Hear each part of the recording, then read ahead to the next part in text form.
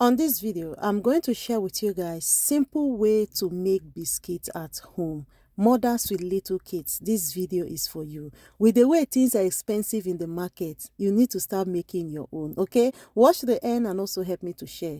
I started by adding 1 raw egg into my bowl. I went in with sugar.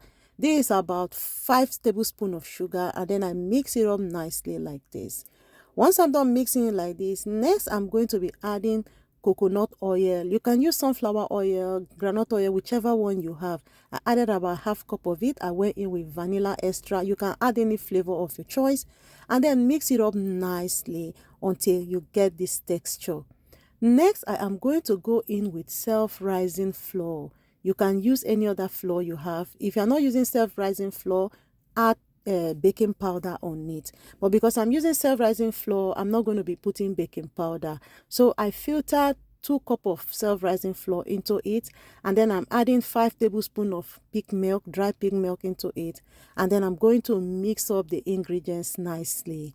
All these ingredients, you have it in your kitchen, and some of them you can do away with it and your biscuit will still come out perfectly well. So once I'm done, I mix up the ingredients like this. Then I'm going to cover it, keep it aside for about 30 minutes or more. So I set it aside. After 30 minutes, I came back to my dough. Next, I'm going to use the ice cream cutter to cut out the quantity I want. You can use spoon, you can even use your hand. Just use your eyes to do the measurement, okay?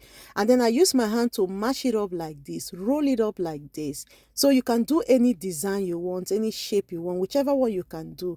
And then I roll it again with sugar.